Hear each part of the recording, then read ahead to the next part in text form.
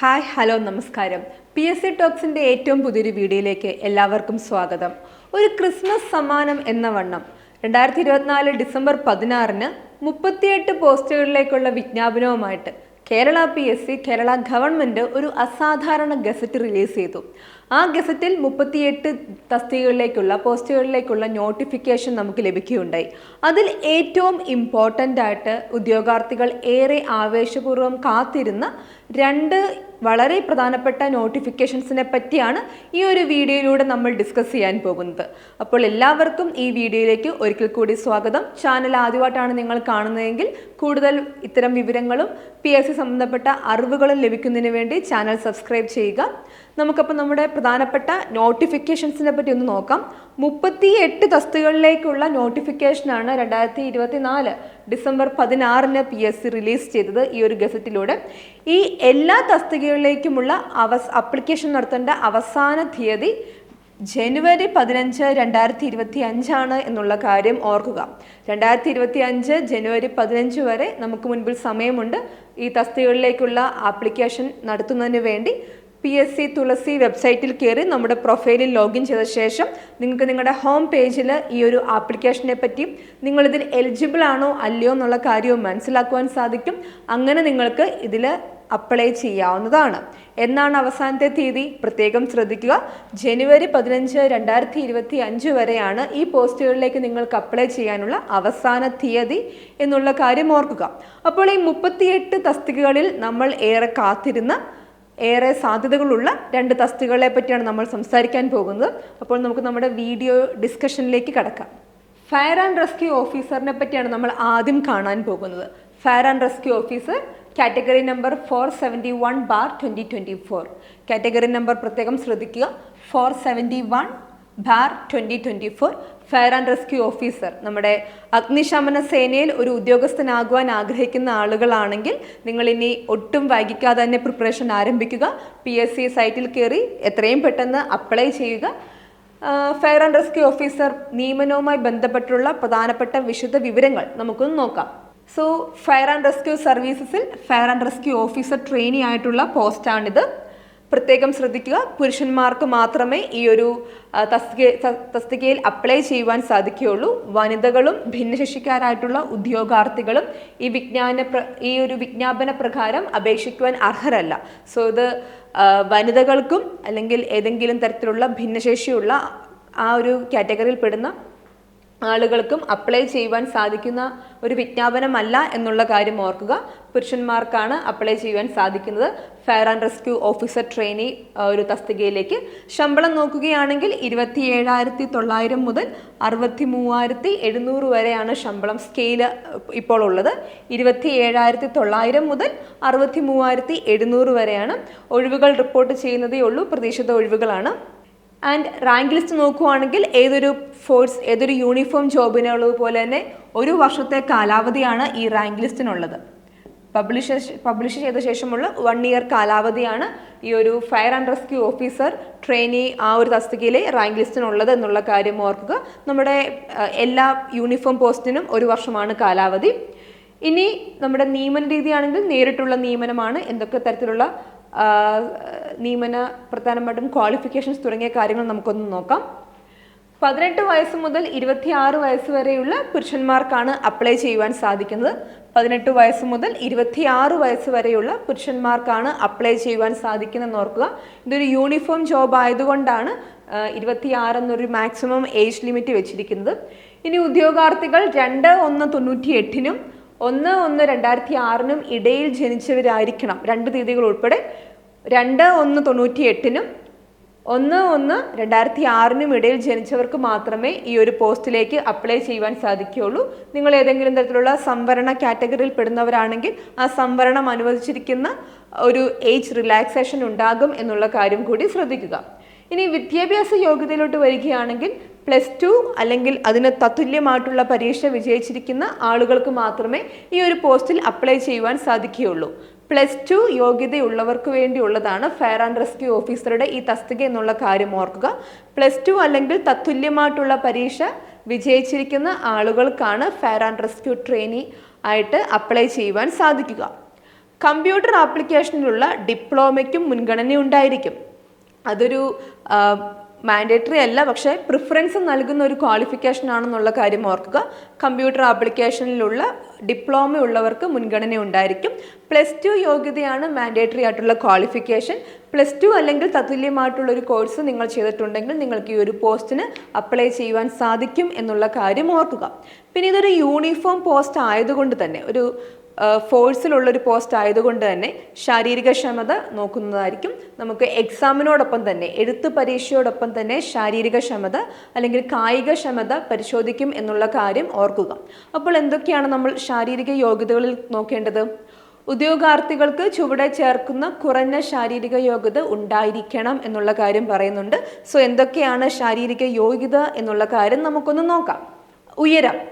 General കാൻഡിഡേറ്റ്സിന് 165 centimetre എങ്കിലും വേണം. Minimum 165 centimetre height ഉണ്ടാകേണ്ടതാണ്. SC/ST കാൻഡിഡേറ്റ്സിനാണെങ്കിൽ 160 സെൻറ്റിമീറ്റർ ഹൈറ്റ് ഉണ്ടായിരിക്കണം. സോ ജനറൽ കാറ്റഗറിയിൽ പെടുന്ന ആളുകൾക്ക് ഉയരം 165 സെൻറ്റിമീറ്റർ, SC/ST കാറ്റഗറിയിൽ പെടുന്ന ആളുകൾക്ക് മിനിമം ഉയരം 160 സെൻറ്റിമീറ്റർ. സോ ഇത് മിനിമം ഉയരമാണെന്നുള്ള കാര്യം ഓർക്കുക.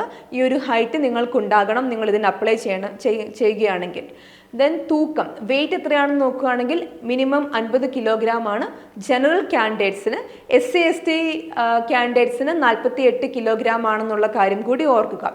സോ വെയിറ്റ് നോക്കുകയാണെങ്കിൽ ജനറൽ കാൻഡിഡേറ്റ്സിന് 50 കിലോയും SC/ST കാൻഡിഡേറ്റ്സിന് 48 കിലോയും മിനിമം ഒരു വെയിറ്റ് ഉണ്ടായിരിക്കണം. ഇനി നെഞ്ചളവ് നോക്കുകയാണെങ്കിൽ, ചെസ്റ്റ് മെഷർമെൻറ്റ് നോക്കുകയാണെങ്കിൽ 81 സെൻറ്റിമീറ്റർ ആണ് ജനറൽ കാൻഡിഡേറ്റ്സിന് ആവശ്യമായത്. SC/ST കാൻഡിഡേറ്റ്സിന് 76 സെൻറ്റിമീറ്ററും ആവശ്യമാണ് എന്നുള്ള കാര്യം ഓർക്കുക. നെഞ്ച് വികാസം, അത് ജനറൽ കാൻഡിഡേറ്റ്സിന് 5 സെൻറ്റിമീറ്റർ ആണെങ്കിൽ 5 സെൻറ്റിമീറ്ററും SC/ST കാൻഡിഡേറ്റ്സിനും 5 സെൻറ്റിമീറ്റർ ആണെന്നുള്ള കാര്യം ഓർക്കുക. സോ ഉയരം ജനറൽ കാൻഡിഡേറ്റ്സിന് 165 സെൻറ്റിമീറ്റർ മിനിമം വേണം. SC/ST കാൻഡിഡേറ്റ്സിന് 160 സെൻറ്റിമീറ്റർ ആണ് മിനിമം വേണ്ടത്. വെയിറ്റ് നോക്കുകയാണെങ്കിൽ 50 കിലോഗ്രാം ജനറൽ കാൻഡിഡേറ്റ്സിന്, 48 കിലോഗ്രാം SC/ST കാൻഡിഡേറ്റ്സിന്. ചെസ്റ്റ് മെഷർമെൻറ്റ് നോക്കുകയാണെങ്കിൽ 81 സെൻറ്റിമീറ്റർ ജനറൽ കാൻഡിഡേറ്റ്സിന് ആവശ്യമാണ്. 76 സെൻറ്റിമീറ്റർ ആണ് SC/ST കാൻഡിഡേറ്റ്സിന് ആവശ്യം. നെഞ്ച് വികാസമാണെങ്കിൽ ജനറൽ കാൻഡിഡേറ്റ്സിനാണെങ്കിലും SC/ST കാൻഡിഡേറ്റ്സിനാണെങ്കിലും 5 സെൻറ്റിമീറ്റർ ആവശ്യമുണ്ട് എന്നുള്ള കാര്യം ഓർക്കുക. ഈ ശാരീരിക യോഗ്യതകൾക്ക് പുറമെ നീന്തലിൽ പ്രാവീണ്യം ഉണ്ടായിരിക്കണം എന്നുള്ളൊരു ക്ലോസും കൂടി ഉണ്ട്. സോ നീന്തൽ അറിയാവുന്ന ആളുകൾക്കാണ് ഇതിൽ അപ്ലൈ ചെയ്യുവാൻ സാധിക്കുക. നീന്തലിൽ പ്രാവീണ്യം ഉണ്ടായിരിക്കണം. നമ്മുടെ ഫിസിക്കൽ ടെസ്റ്റിന് മുൻപായിട്ട് ശാരീരികമായിട്ടുള്ള ഫിസിക്കൽ ബോഡി മെഷർമെൻറ്റ് എടുക്കുന്നതായിരിക്കും. അതോടൊപ്പം തന്നെ സ്വിമ്മിങ്ങിനും ടെസ്റ്റ് ഉണ്ടായിരിക്കും എന്നുള്ള കാര്യം ഓർക്കുക. നീന്തലിലുള്ള പ്രാവീണ്യം തെളിയിക്കുന്നതിന് കമ്മീഷൻ ചുവടെ ചേർക്കുന്ന രീതിയിൽ പ്രായോഗിക പരീക്ഷ നടത്തുന്നതാണ്. നമ്മുടെ ഫിസിക്കൽ ടെസ്റ്റിന് പുറമെ സ്വിമ്മിങ്ങിലുള്ള നിങ്ങളുടെ പ്രാവീണ്യം തെളിയിക്കാൻ ആവശ്യമായിട്ടുള്ള രീതിയിൽ ടെസ്റ്റ് ഉണ്ടായിരിക്കും എന്നുള്ള കാര്യം ഓർക്കുക. അവിടെ എന്തൊക്കെയാണ് നോക്കുന്നതെന്ന് ചോദിക്കുകയാണെങ്കിൽ 2 മിനിറ്റിനുള്ളിൽ 50 മീറ്റർ നീന്തി പൂർത്തിയാക്കണം. നീന്തൽ കുളത്തിൻ്റെ ആഴം കൂടിയ ഭാഗത്ത് 2 മിനിറ്റ് വെള്ളത്തിൽ പൊങ്ങിക്കിടക്കാനുള്ള കഴിവ്. സോ നമ്മുടെ സ്വിമ്മിങ്ങിൻ്റെ പ്രാക്ടിക്കൽ ടെസ്റ്റിൽ ഈ 2 കാര്യങ്ങളാണ് നോക്കുന്നത്.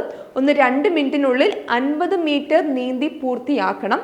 അതോടൊപ്പം തന്നെ നീന്തൽ കുളത്തിൻ്റെ ഏറ്റവും ആഴം കൂടിയ ഭാഗത്ത് 2 മിനിറ്റ് വെള്ളത്തിൽ പൊങ്ങിക്കിടക്കാനുള്ള കഴിവ്. ഇത് രണ്ടുമാണ് സ്വിമ്മിംഗ് ടെസ്റ്റിൽ നോക്കുന്നത് എന്നുള്ള കാര്യം ഓർക്കുക. ഉദ്യോഗാർത്ഥികൾ ഈ സൂചിപ്പിച്ച 2 ഇനങ്ങളും വിജയിച്ചാൽ മാത്രമേ നീന്തൽ പരീക്ഷയിൽ വിജയിച്ചതായിട്ട് കണക്കാക്കുകയുള്ളൂ എന്നുള്ള കാര്യം പ്രത്യേകം ശ്രദ്ധിക്കുക.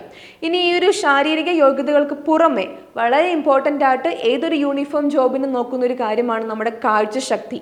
സോ അതിനും അതിൻ്റെതായിട്ടുള്ള മെഷർമെൻറ്റ്സ് ഉണ്ട്. ദൂരക്കാഴ്ച വലത് കണ്ണിന് 6/6 സ്നെല്ലനും ഇടത് കണ്ണിന് 6/6 സ്നെല്ലനും ആവശ്യമാണ്. അതുപോലെ തന്നെ സമീപ കാഴ്ചയ്ക്കും 0.5 സ്നെല്ലനും ആവശ്യമാണ് 2 കണ്ണുകൾക്കും. പിന്നെ ഫീൽഡ് ഓഫ് വിഷൻ 2 കണ്ണുകളുടെയും പൂർണ്ണമായിരിക്കണം. സോ കണ്ണാടി ഉപയോഗിക്കുന്നവർക്ക് അല്ലെങ്കിൽ എന്തെങ്കിലുമൊക്കെ തന്നെ കാഴ്ച പ്രശ്നങ്ങൾ ഉള്ളവർക്കാണെങ്കിൽ ഈ ഒരു പോസ്റ്റിന് അപ്ലൈ ചെയ്യുവാൻ സാധിക്കുകയില്ല എന്നുള്ള കാര്യം ഓർക്കുക. ഓരോ കണ്ണിനും പൂർണ്ണമായിട്ടുള്ള കാഴ്ചശക്തി ആവശ്യമാണ്. പിന്നെ കളർ ബ്ലൈൻഡ്നെസ്, കോങ്കണ്ണ് അല്ലെങ്കിൽ കണ്ണിൻ്റെയോ കൺപോളകളുടെയോ അനാരോഗ്യമായിട്ടുള്ള അവസ്ഥ തുടങ്ങിയ കാര്യങ്ങളൊക്കെ തന്നെ അയോഗ്യതയായി കണക്കാക്കും എന്നുള്ള കാര്യം ഓർക്കുക. പോലീസ് ജോബാണ്, യൂണിഫോം ജോബാണ്. അതുകൊണ്ട് തന്നെ കാഴ്ചയുടെ കാര്യമൊക്കെ തന്നെ വളരെ സ്ട്രിക്റ്റ് ആയിട്ട് പരിഗണിക്കുന്നതാണ്. നമ്മുടെ ഒരു ഓഫ്തമോളജിസ്റ്റിൻ്റെ അല്ലെങ്കിൽ ഒരു ഡോക്ടറുടെ ഒക്കെ തന്നെ സാക്ഷ്യപത്രം ആവശ്യമാണ് ഫിസിക്കൽ ടെസ്റ്റിലൊക്കെ പങ്കെടുക്കുന്ന സമയത്ത് എന്നുള്ള കാര്യമൊക്കെ ഒന്ന് ഓർക്കുക. സോ ഇതാണ് നമ്മുടെ ശാരീരിക യോഗ്യതകളെ പറ്റി പറഞ്ഞിരിക്കുന്നത്. ഇനി ഫിസിക്കൽ ടെസ്റ്റിൽ എന്തൊക്കെ കാര്യങ്ങളാണ് പ്രത്യേകം നോക്കേണ്ടത്, ഏതൊക്കെ ഇനങ്ങളാണ് ഉള്ളത് തുടങ്ങിയ കാര്യങ്ങൾ നമുക്കൊന്ന് ഡിസ്കസ് ചെയ്യാം. ഫിസിക്കൽ ടെസ്റ്റിലോട്ട് വരികയാണെങ്കിൽ 8 ഐറ്റമാണുള്ളത്. 8 ഐറ്റമാണ് നമുക്കുള്ളത്. അതിൽ 5 ഐറ്റം നമ്മൾ ക്വാളിഫൈ ചെയ്യണം. 8 ഐറ്റത്തിൽ കാൻഡിഡേറ്റ്സ് 5 ഐറ്റംസ് ക്വാളിഫൈ ചെയ്തെങ്കിൽ മാത്രമേ നിങ്ങൾ ഫിസിക്കൽ ടെസ്റ്റ് പാസ്സാവുകയുള്ളൂ എന്നുള്ള കാര്യം ഓർക്കുക.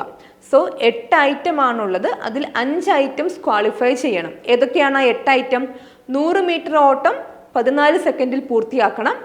ഹൈ ജമ്പ് 132.20 സെൻറ്റിമീറ്ററിൽ ചാടണം.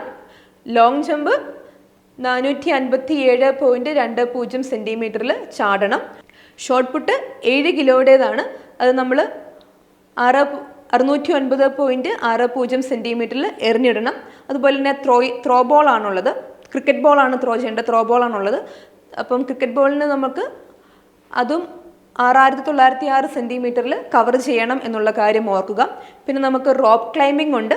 അതാണ് അടുത്തൊരു ഈവൻറ്റ്. റോപ്പ് ക്ലൈമ്പിംഗ് 365.80 സെൻറ്റിമീറ്ററിലാണ് നിങ്ങൾ റോപ്പ് ക്ലൈംബ് ചെയ്യേണ്ടത് എന്നുള്ള കാര്യം ഓർക്കുക, കൈകൾ മാത്രം ഉപയോഗിച്ച്. അതോടൊപ്പം തന്നെ പുള്ളപ്പ് ഉണ്ട്. ഇനി 7ാമത്തെ ഐറ്റം പുള്ളപ്പ് അല്ലെങ്കിൽ ചിന്നിങ് ആണ്. അത് 8 തവണയാണ് നമ്മൾ ചെയ്യേണ്ടത്. ഇനി 1500 മീറ്റർ ഓട്ടം 5 മിനിറ്റ് 44 സെക്കൻഡാണ് അത് ഓടി തീർക്കേണ്ട സമയം. സോ ഇതാണ് നമ്മുടെ ഫിസിക്കൽ ടെസ്റ്റിൽ നിങ്ങൾ ചെയ്യേണ്ടതായിട്ടുള്ള 8 ഐറ്റംസ് എന്നുള്ള കാര്യം ഓർക്കുക. ഫിസിക്കൽ ടെസ്റ്റിൽ നിങ്ങൾ ചെയ്യേണ്ടതായിട്ടുള്ള 8 ഐറ്റംസ്. ഈ 8 ഐറ്റവും നിങ്ങൾ ചെയ്യണമെന്നില്ല. ഇതിലൊരു 5 ഐറ്റം ക്വാളിഫൈ ചെയ്തെങ്കിൽ നിങ്ങൾ ഫിസിക്കൽ ടെസ്റ്റ് പാസ്സായി എന്നുള്ള കാര്യം നിങ്ങൾക്ക് കേൾക്കുവാൻ സാധിക്കും. സോ 100 മീറ്റർ ഓട്ടം, high jump, long jump, shot put, throw ball, rope climbing, pullup അല്ലെങ്കിൽ ചിന്നപ്പ് 1500 മീറ്റർ. ഇതാണ് ഫിസിക്കൽ ടെസ്റ്റിൽ നിങ്ങൾ നേരിടാൻ ഇരിക്കുന്ന കായിക ഇനങ്ങൾ അല്ലെങ്കിൽ ഗെയിംസ് എന്നുള്ള കാര്യം ഓർക്കുക. ഈ പറഞ്ഞിരിക്കുന്ന സമയത്തിനുള്ളിൽ, ഈ പറഞ്ഞിരിക്കുന്ന ദൂരത്തിനുള്ളിൽ നിങ്ങളിത് കവർ ചെയ്യുകയാണെങ്കിൽ ഫിസിക്കൽ ടെസ്റ്റ് നിങ്ങൾ പാസ്സാകും.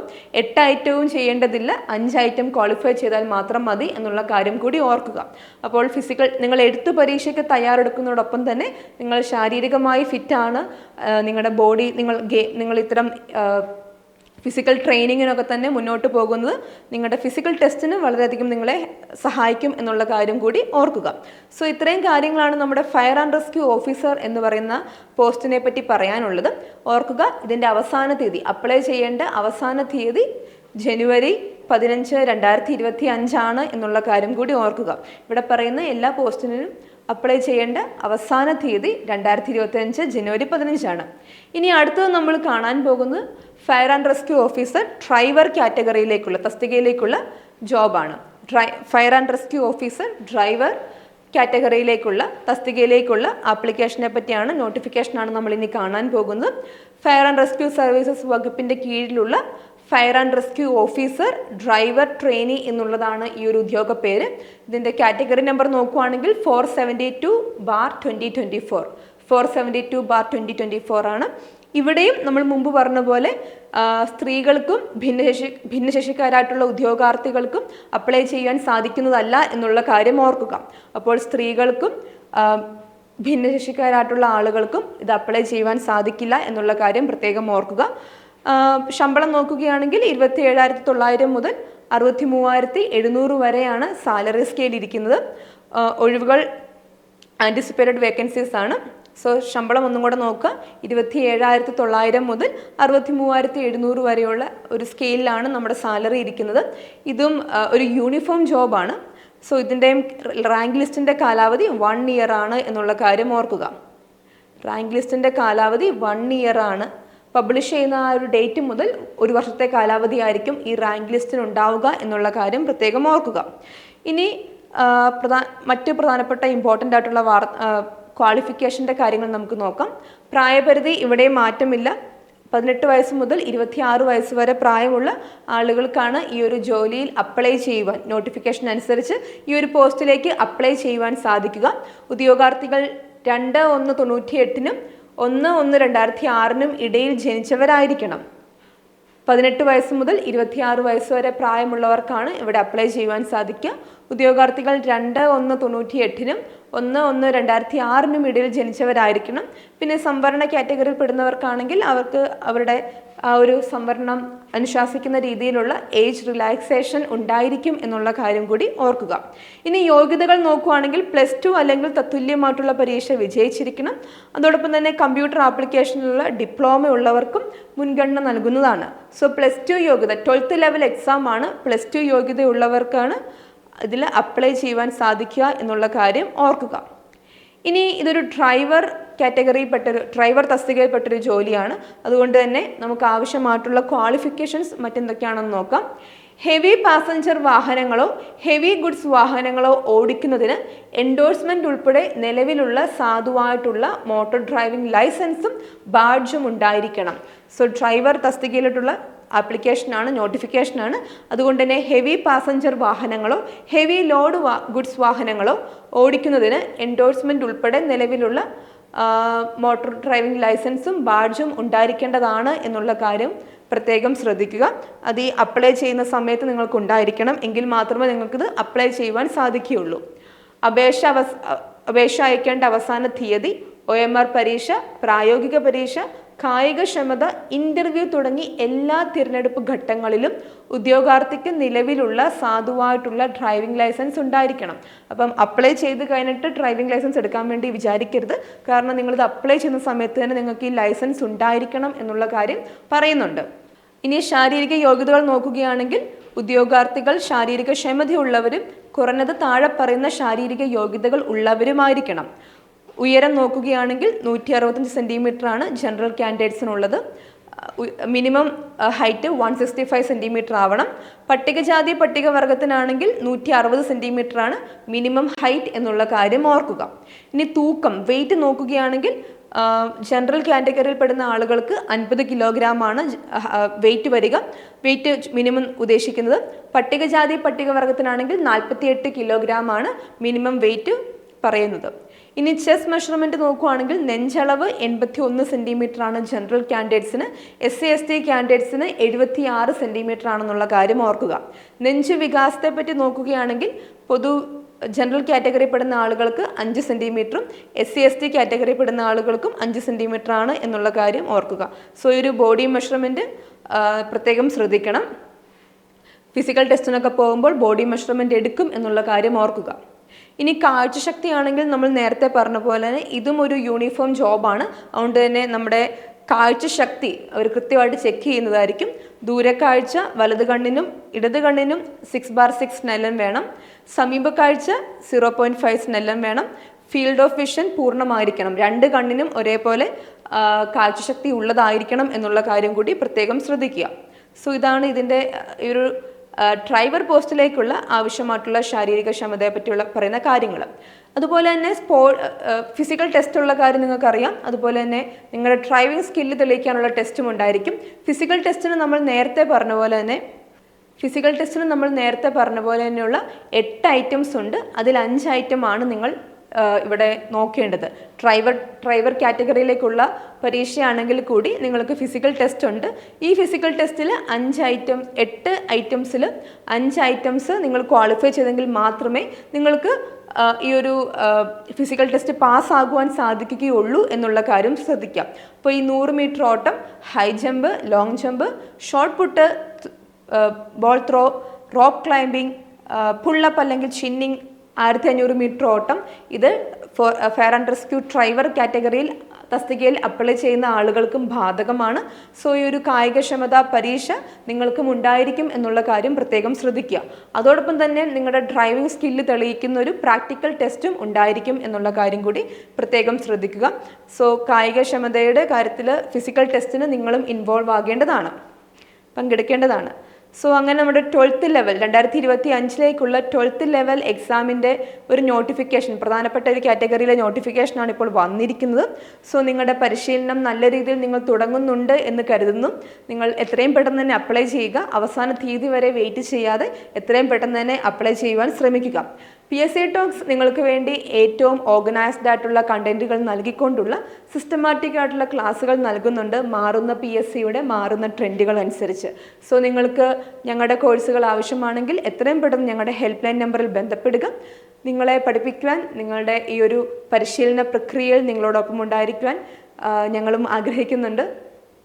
സോ നമ്മുടെ ഹെൽപ്പ് ലൈൻ നമ്പറിൽ ബന്ധപ്പെട്ടാൽ നിങ്ങൾക്ക് ഞങ്ങളുടെ കോഴ്സുകളിൽ ജോയിൻ ചെയ്യാൻ സാധിക്കും. കേരളത്തിലെ ഏറ്റവും മികച്ച അധ്യാപകരുടെ നീണ്ട നിരയുമായിട്ട് PSC ടോക്സ് നിങ്ങളിലേക്ക് വരികയാണ്. നിങ്ങളുടെ പരിശീലനത്തിൽ നിങ്ങളെ സഹായിക്കുവാൻ സാധിക്കുമെന്നുള്ളൊരു വിശ്വാസത്തിൽ, നിങ്ങൾക്കും ആ ഒരു വിശ്വാസത്തോടു കൂടി ഞങ്ങളുടെ ഒരു ക്ലാസ്സിലേക്ക് ജോയിൻ ചെയ്യാം. അപ്പോൾ നമുക്കിനി ക്ലാസ്സുകളിൽ കാണാം. Thank you so much.